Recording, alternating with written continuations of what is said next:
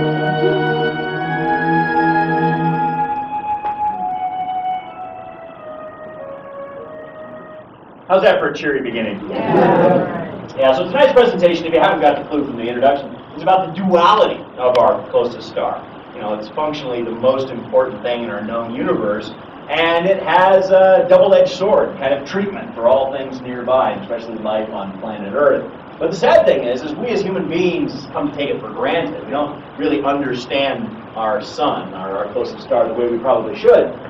If I was to use the word sun worshiper, you'd probably think of something like this: the ancient cultures that went to great lengths to try to understand the change of season by plotting the position of the sun.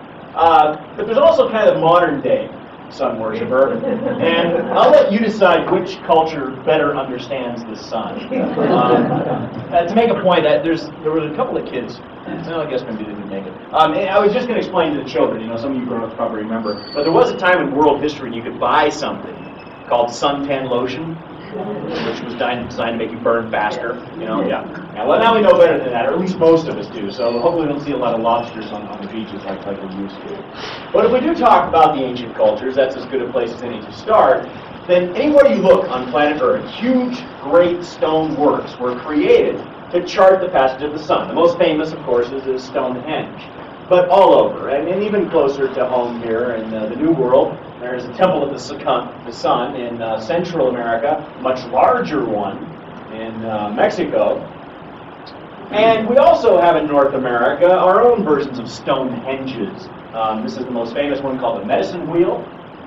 But I think of all these solar markers, the most interesting one, or at least the one I like the most, is the one called the Sun Dagger at Chaco Canyon. Now, how many of you have been to Chaco Canyon? Anybody? Show of hands? Just a couple hands. Okay. Well, the rest of you, now you've got something to add for your next National Park Service vacation. A spectacular place. You have to mean to get there. It's still, muddy dirt roads that get you to Chaco Canyon. So it's in the middle of nowhere now, but at one point it was the high culture of the Anasazi, or the ancestral Puebloan people. And what they have here is a wonderful example of, what should we say, capitalizing on a lucky discovery. Mother Nature, from the cliff above, over time dropped down 3 big slabs of rock. The solar expansion of the sun causing the heating and contracting eventually peeled off some of these sandstone slabs, and they fell against the rock. And they lined up so that beams of light would shine through the cracks. And one person, at some point, was underneath there, maybe getting a little bit of shade, and noticed that as the sun moved, the beams of light would move across the shadowed surface of the rock. And whether it was one person or several people, they went to great lengths to then pack into the stone spirals that would help them predict the change of season. So what we've got on the top there is the spring equinox, and you can see that you've got the main dagger just kind of off the center here, the middle one, and they apparently built a second little spiral over here to line up the smaller beam of light so to be perfect. I can kind of imagine this as like some science skeptic saying, yeah, I don't really believe it. Like, okay, I'll pack in another spiral over here. But look, this is the spring equinox, right? And then, of course, the summer solstice lines up straight through the center. Nice big long dagger right in the middle of the main spiral, or at least it used to. This is one of these situations when it was loved just a little bit too much by modern humans. People trampling around it here, exploring, caused the soil underneath to loosen up just a bit, and the center stone shifted ever so slightly. So now the summer solstice is actually dark. There's no shadow or no dagger of light whatsoever, which is unfortunate because for maybe as many as 500 years, this was a very precise solar calendar. Then, of course, fall equinox, that's the same as summer equinox, or at least the sun is in the same position in the sky. But now look at that winter solstice down there. 2 great big daggers of light on either side of the main spiral. Winter solstice is usually the important day. If you look at cultures across the globe, especially in temperate regions, that's when their big holidays are, right? Especially in the northern hemisphere, because what does winter solstice mean? Yeah, the return of light, or as I would probably say, it's not going to get any worse than this, right? Because that's the shortest day, longest night of the year. You get past that, okay, so you get some winter storms, maybe January, February, but at least the sun is returning. And if you lived with the Aztec, this would be a pretty significant time of year, because they could ease up on the blood sacrifices a little bit now that the sun was returning back into the sky. So yeah, very important to understand the passage of the sun. Not just for bizarre things like blood sacrifices, but just plain daily life. You see, what ancient cultures were doing across the globe is they were struggling with the same problems we face right now, trying to understand weather. And trying to understand weather is done by understanding climate. See, because weather is the randomness that happens today, happens tomorrow, and you can't predict it with any real kind of certainty unless you document climate over time. And when you start documenting, well, normally around spring equinox it's a good time to plant, and normally around fall equinox it's a good time to harvest, then knowing what time of that year is very, very important.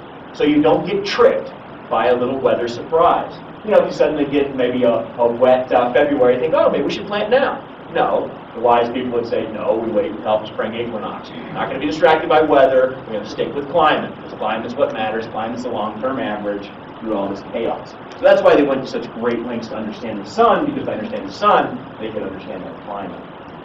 Okay, well, let's shift gears a little bit now. We're going to talk about stars in general.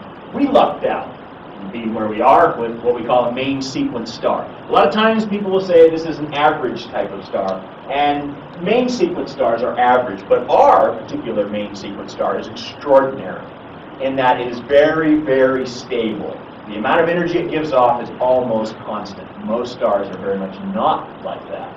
But of the main sequence, the medium-sized stars, they're of course big, many times the mass of Earth, and they fuse, nuclear fusion, squishing hydrogen atoms together to create helium, giving off huge amounts of energy. They burn through immense amounts of fuel through that nuclear fusion reaction, 5 million tons per second. The most common kind of star in our known universe are much, much smaller, known as red dwarfs. And these, by comparison, well, they're certainly bigger than Earth, but a lot smaller than these. And because they're so small, they don't go through their fuel very quickly.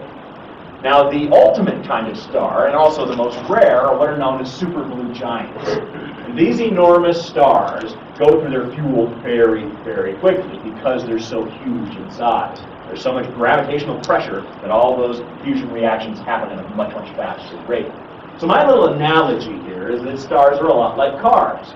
So for a red dwarf, we would have a Honda hybrid. And of course, very good fuel economy. Hey, 66 miles per gallon, can't shake a stick at that. But not a lot of horsepower.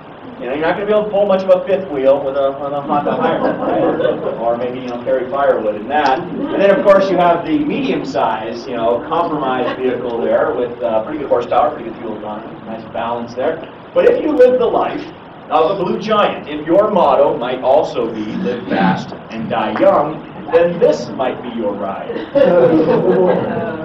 Yeah, all the horsepower in the world, and who cares about fuel economy? Gas is that expensive anyway, right? Well, the situation is that if we had found ourselves on a planet orbiting a star like this, nothing would have ever got very interesting.